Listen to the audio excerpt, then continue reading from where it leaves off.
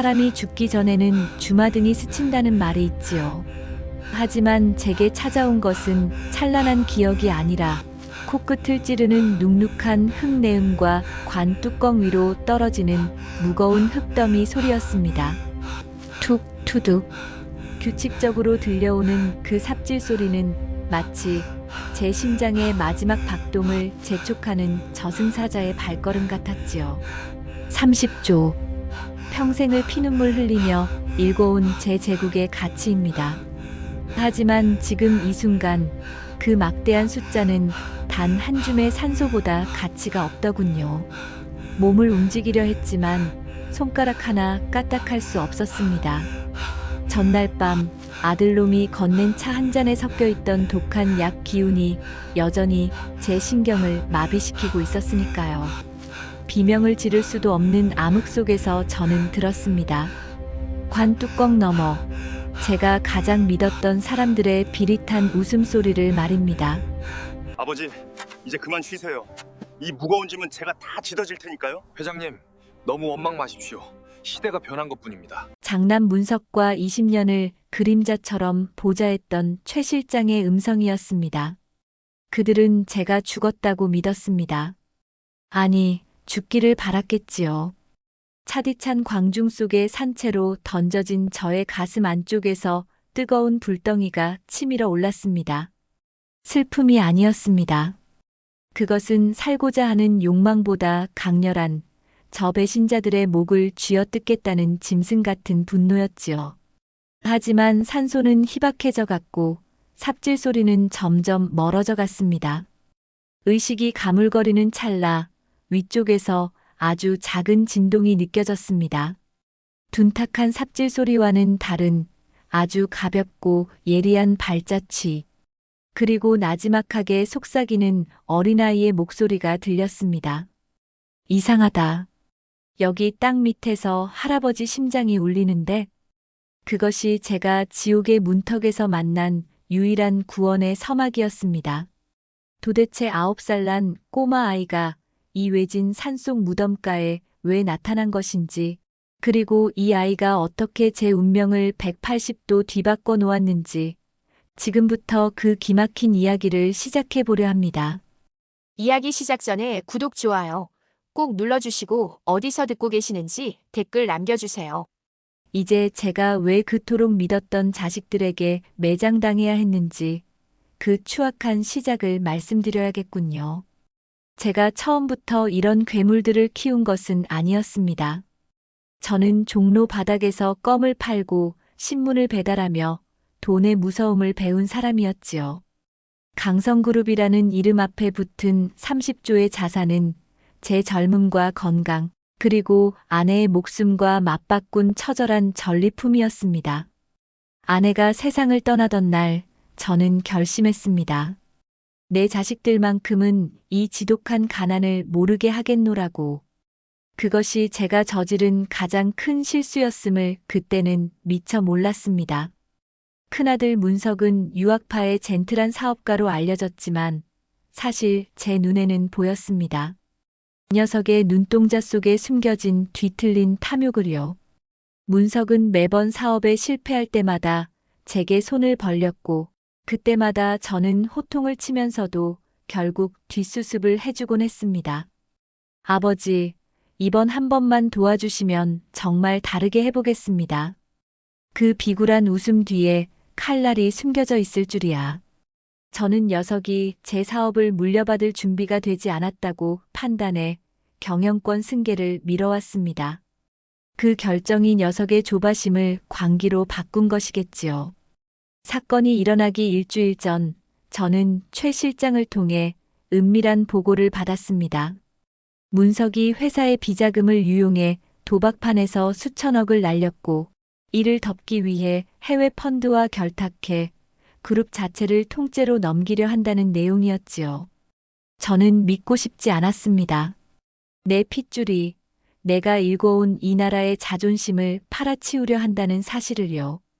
그날 밤 저는 문석을 서재로 불렀습니다. 회초리를 드는 심정으로 마지막 기회를 주려 했지요. 하지만 녀석의 반응은 제 예상과 전혀 달랐습니다. 아버지는 너무 오래 사셨어요. 이제 그 낡은 아집은 고물상에나 던져버리시죠. 평소의 공손함은 온데간데 없는 서늘한 눈빛이었습니다.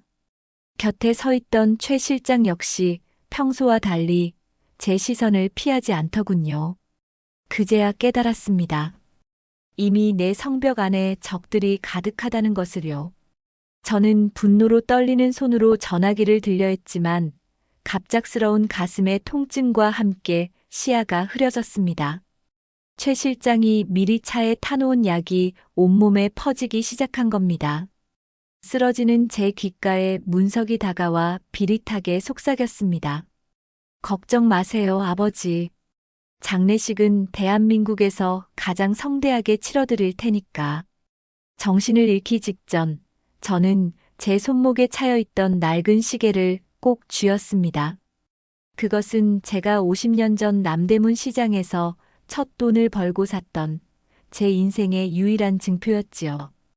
의식의 끈이 놓이는 순간에도 저는 생각했습니다. 만약 내가 살아난다면 그때는 아버지가 아니라 사냥꾼으로서 너희를 마주하겠노라고. 하지만 죽음보다 더한 공포는 깨어난 곳이 차가운 나무 관속이라는 사실을 깨달았을 때 시작되었습니다. 의식이 깜빡일 때마다 폐부로 들어오는 공기는 점점 더 뜨겁고 텁텁해졌습니다. 한 줌 남은 산소가 바닥을 드러내고 있었지요. 그때였습니다. 관뚜껑 너머로 들리던 규칙적인 삽질 소리가 멈추고 대신 티딕하는 기이한 금속성 마찰음이 들려왔습니다. 마치 누군가 땅속의 소리를 정밀하게 측정하고 있는 듯한 소리였습니다. 저는 마지막 힘을 다해 손목에 찬 낡은 태엽 시계를 바닥에 긁었습니다. 끽끽. 이것이 제가 세상에 보낼 수 있는 마지막 구조 신호였지요. 역시 할아버지가 맞네. 시계 태엽 감기는 소리 4분이사 박자, 살짝 어긋나는 주파수. 맑은 아이의 목소리가 이번엔 좀 더 가깝게 들렸습니다. 9살 정도 되었을까요? 그 아이는 마치 땅속을 꿰뚫어 보는 것처럼 제 위치를 정확히 짚어내고 있었습니다. 나중에 알게 된 사실이지만 이 소년 진우는 쓰레기 하치장에서 버려진 고물, 라디오와 시계를 고치며 자란 소리의 파동만으로 물체의 밀도를 읽어내는 천재였습니다. 사람들은 그를 고물상 꼬마라 불렀지만 제게는 하늘이 보낸 수호천사였지요. 진우는 무작정 흙을 파헤치지 않았습니다. 녀석은 영리했습니다. 삽을 들고 나타난 어른들에게 들키면 모든 게 끝장이라는 걸 본능적으로 안 모양입니다. 소녀는 근처 공사장에서 끌어온 길다란 고무 호스를 땅속으로 밀어넣기 시작했습니다. 할아버지, 이 소리 들려요? 호스 끝에 공기 펌프 달았으니까 조금만 참아요. 금방 숨 쉬게 해줄게요. 관뚜껑의 작은 틈새로 시원한 공기가 밀려 들어오는 순간 저는 비로소 살았다는 안도감에 눈물을 흘렸습니다. 30조 자산가인 내가 이름 모를 고아 소년이 건넨 고무 호스 하나에 목숨을 구걸하고 있다니. 참으로 인생이란 알 수 없는 노릇입니다. 진우의 지략은 거기서 끝이 아니었습니다. 녀석은 배신자들이 다시 확인할 것을 대비해 제가 묻힌 곳 바로 옆에 다른 구덩이를 파고 커다란 돌덩이를 넣은 뒤 흙을 덮어 위장했습니다. 그리고 지렛대의 원리를 이용해 재관의 한쪽을 들어 올린 뒤 비좁은 틈으로 절 밖으로 끌어냈습니다. 약 기운에 취해 흐느적거리는 제 몸을 9살 소녀는 온 힘을 다해 짐수레에 실었습니다. 쏟아지는 빗줄기가 제 얼굴을 때렸고 멀리서 저를 생매장했던 아들 문석의 차 헤드라이트가 번뜩였습니다. 심장이 터질 듯한 긴장감 속에서 진우는 수레를 끌고 어둠 속으로 사라졌습니다. 하지만 이제 시작일 뿐이었습니다. 저 배신자들은 제가 죽었다고 믿고 축배를 들고 있을 텐데 과연 이 꼬마와 제가 어디로 숨어들어야 할까요? 제가 눈을 뜬 곳은 화려한 대리석 바닥의 저택이 아니었습니다. 코를 찌르는 악취와 비릿한 기름 냄새가 진동하는 쓰레기 하치장 구석의 작은 가설 천막이었지요. 사방엔 뜯어진 회로 기판과 부서진 시계 부속들이 가득했습니다. 제 몸엔 낡은 담요 한 장이 덮여 있었고 제 옆에는 9살 소년 진우가 낡은 돋보기를 눈에 낀 채 제 태엽 시계를 분해하고 있더군요. 할아버지, 이 시계 되게 오래됐네요. 톱니바퀴가 하나 휘어서 소리가 이상했던 거예요. 제가 고쳐놨어요. 아무것도 모르는 아이의 천진난만한 목소리에 저는 목이 메었습니다. 대한민국 경제를 호령하던 강승철 회장이 자식들에게 버림받고 쓰레기 더미 위에서 목숨을 연명하고 있다니. 하지만 제 눈에 들어온 진우의 모습은 예사롭지 않았습니다. 벽 한쪽엔 신문 경제면들이 빼곡히 붙어 있었고 그 위엔 복잡한 수식과 그래프들이 낙서처럼 그려져 있었지요. 녀석은 고물을 팔아모은 돈으로 낡은 노트북 하나를 장만해 남의 집 와이파이를 몰래 잡으며 주식 시장의 흐름을 읽고 있었습니다. 진우야, 너 왜 이런 걸 보고 있니? 제가 묻자 아이는 무심하게 대답했습니다. 숫자는 거짓말 안 하거든요. 할아버지가 있는 강성그룹, 지금 주가 막 떨어지고 있어요. 할아버지가 죽었다는 소문이 돌아서 그런가 봐요. 그런데 누군가 주식을 엄청 사모으고 있네요. 할아버지 아들이죠? 소름이 돋았습니다. 9살 아이가 기업 사냥꾼들이나 파악할 법한 주가 조작의 흐름을 정확히 짚어내고 있었으니까요. 문석이 놈은 제가 죽었다고 공표하기도 전에 이미 경영권을 완전히 장악하기 위해 암시장에서 지분을 끌어모으고 있었던 겁니다. 저는 진우에게 물었습니다. 만약 이 상황을 뒤집으려면 어떻게 해야 하느냐고. 아이는 잠시 생각하더니 모니터를 제게 돌려주었습니다. 적들이 가장 기뻐할 때 가장 무거운 숫자를 던져야죠. 할아버지가 살아있다는 증거보다 할아버지가 가진 진짜 열쇠가 어디 있는지 알려주면 걔들은 지들끼리 싸울 거예요.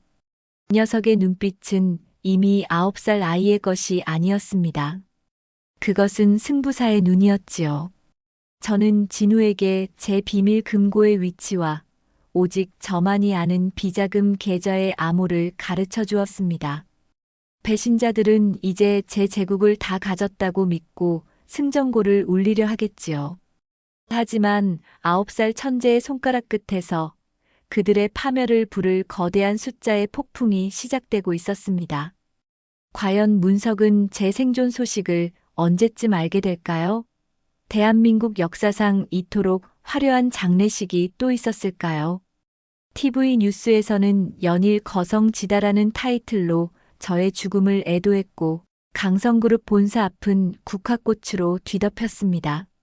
하지만 영정 사진 속에서 인자하게 웃고 있는 저를 바라보며 조문객들 사이를 유유히 걷고 있는 장남 문석의 입가엔 숨길 수 없는 미소가 걸려 있었지요.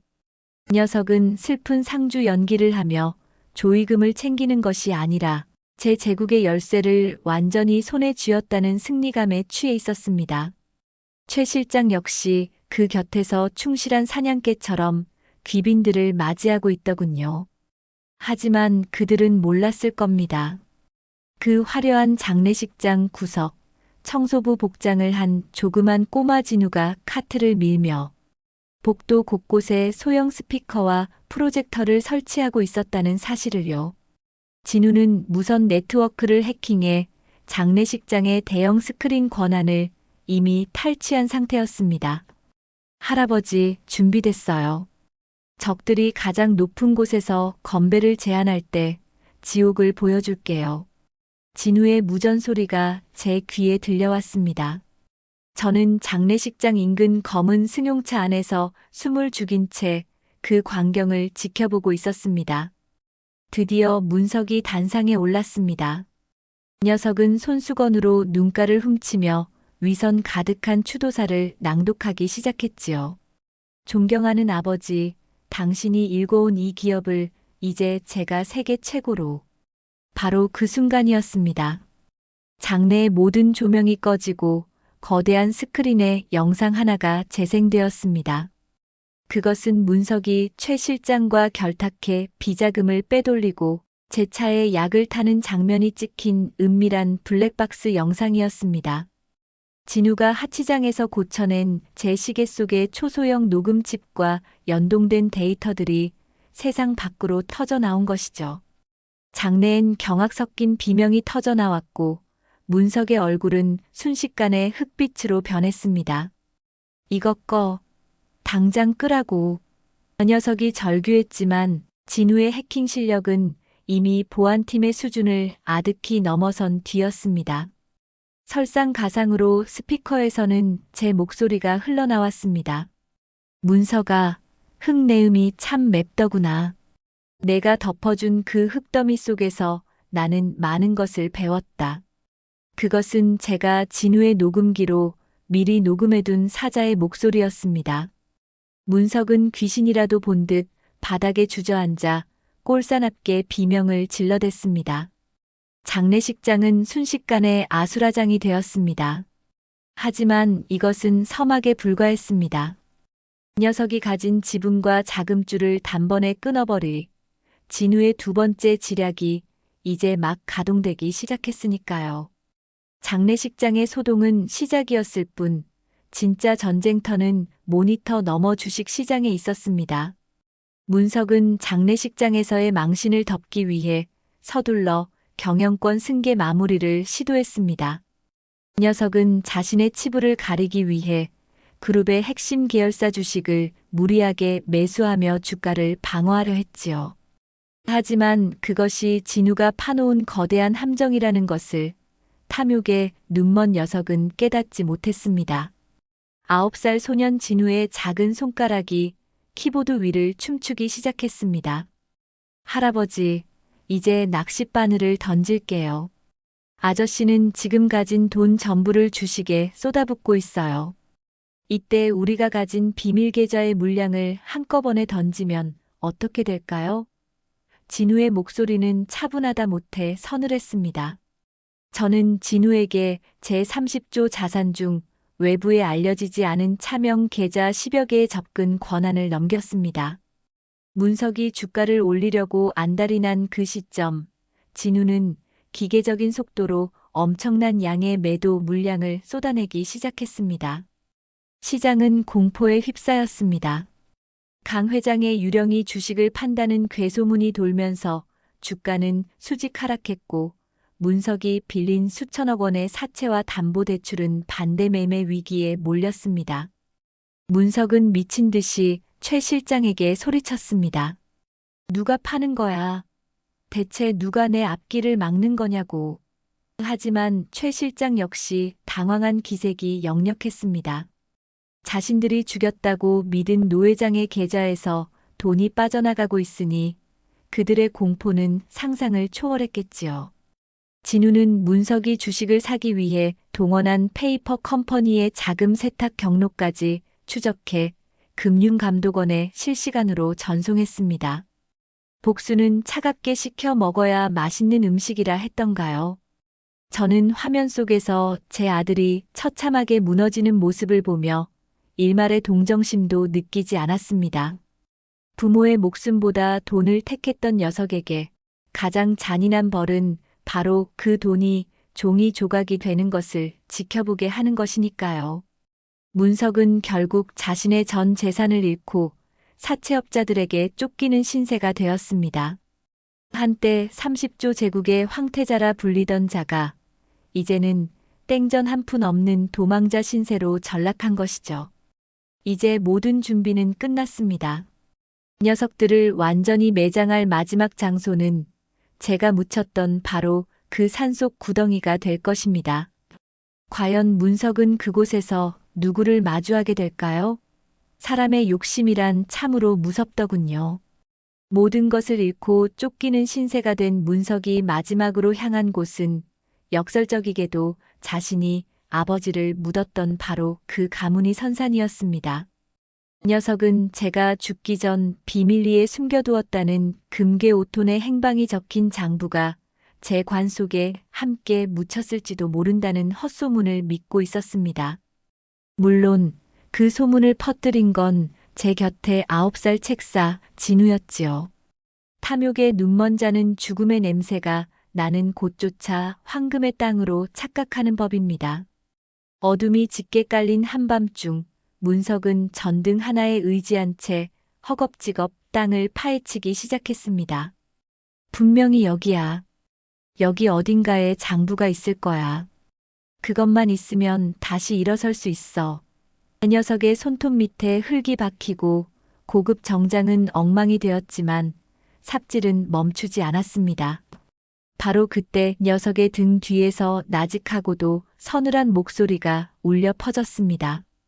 그 구덩이는 내가 쓰기에 너무 깊지 않느냐, 문석아. 문석은 얼어붙은 듯 멈춰 섰습니다. 천천히 고개를 돌린 녀석의 눈앞에는 죽은 줄로만 알았던 제가 검은 코트를 입고 꼿꼿이 서 있었습니다. 그 옆에는 녀석이 쓰레기 꼬마라고 무시했던 진우가 제 손을 잡고 무표정하게 녀석을 내려다보고 있었지요.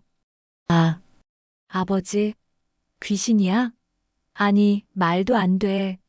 문석은 삽을 내팽개치고 뒤걸음질치다 자신이 판 구덩이 속으로 볼품없이 낮아빠졌습니다.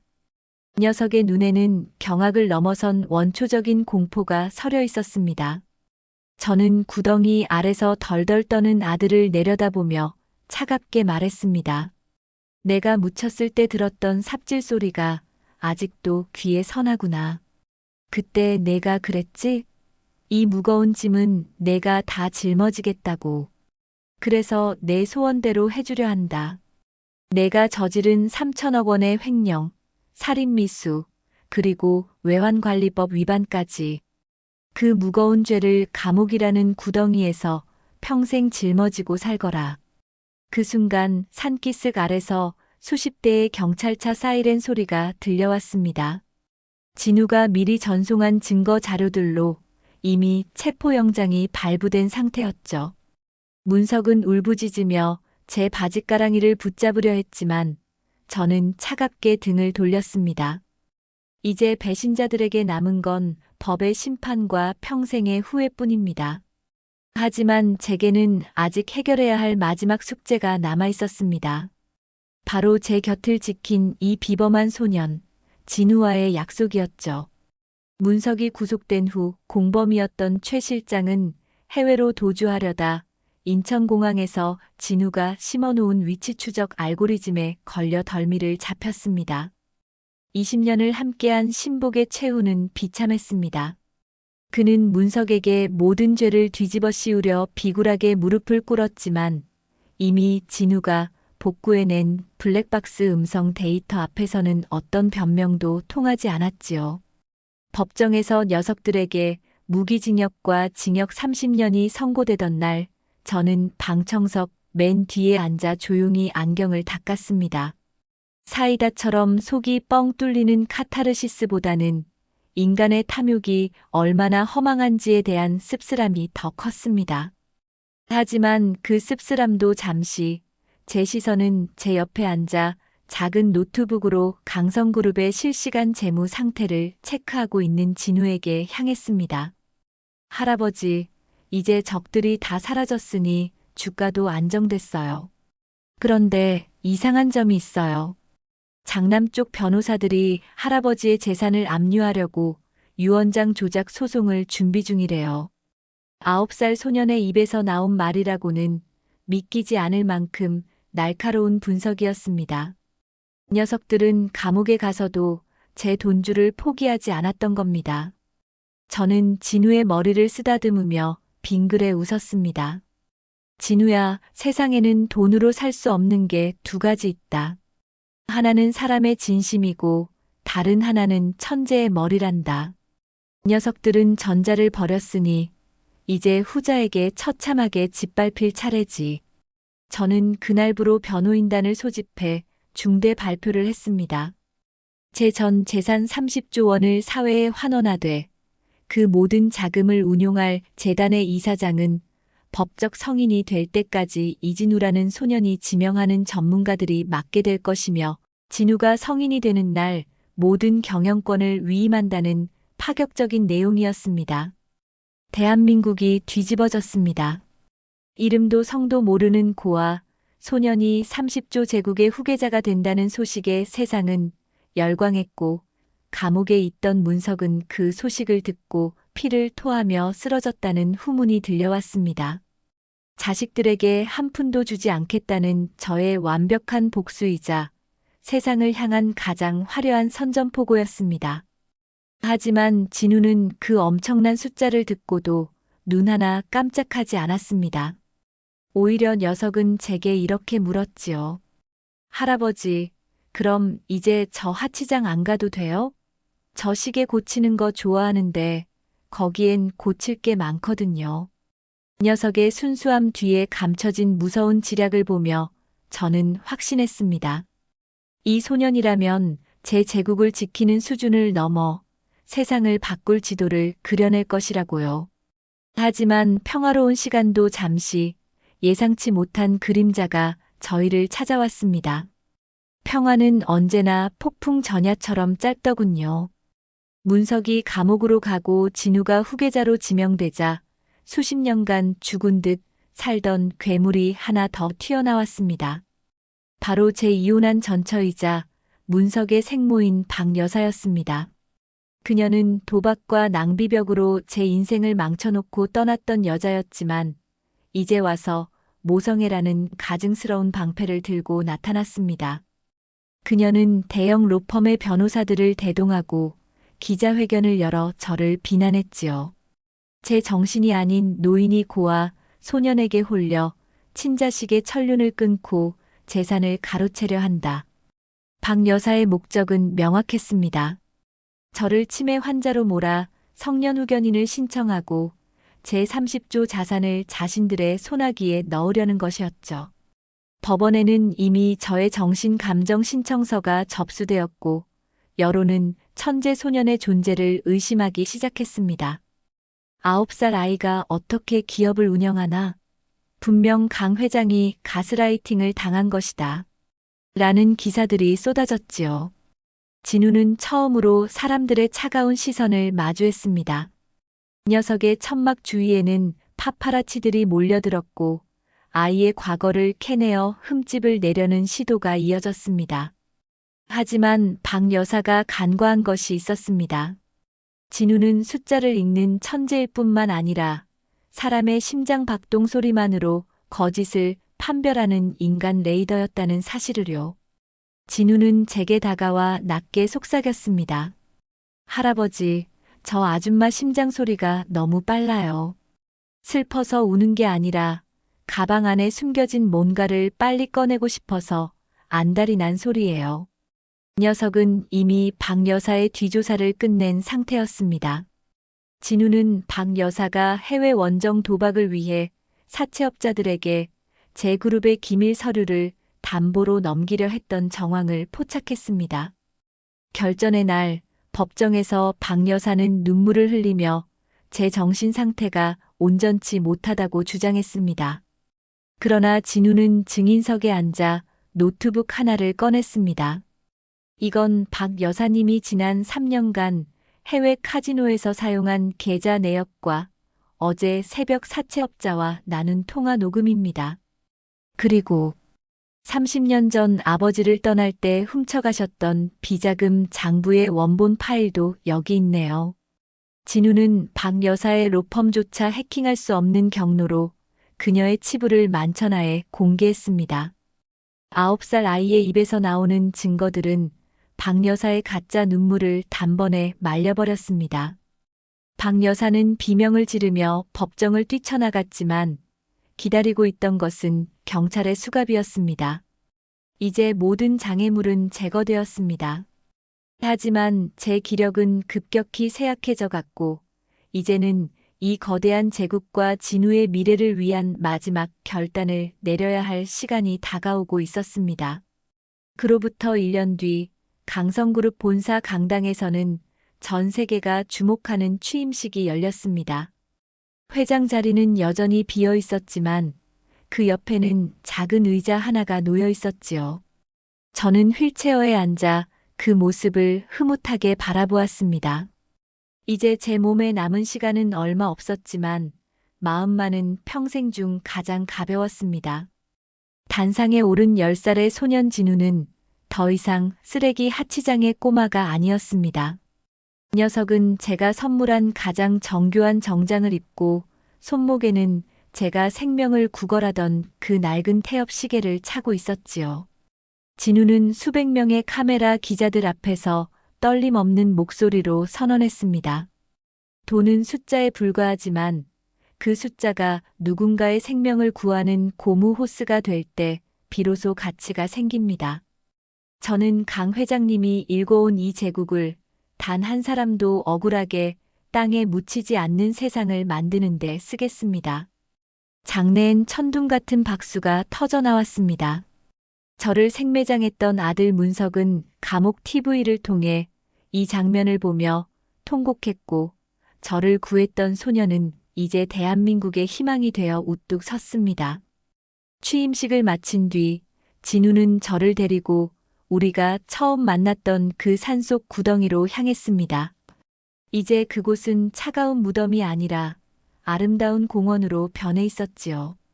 진우는 제 손을 꼭 잡으며 말했습니다. 할아버지, 시계 고쳐주셔서 감사해요. 이제 제 시간은 할아버지가 주신 거니까 절대 고장나지 않게 잘 살게요. 저는 녀석의 손등 위로 떨어지는 눈물을 닦아주며 생각했습니다.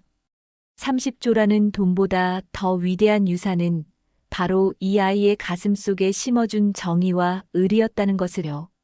저는 이제 평온하게 눈을 감을 수 있습니다. 어둠 속에서 들려오던 절망의 삽질 소리는 이제 들리지 않습니다. 대신 9살 천재 소년이 그려갈 희망찬 미래의 고동 소리가 제 귓가를 가득 채우고 있으니까요.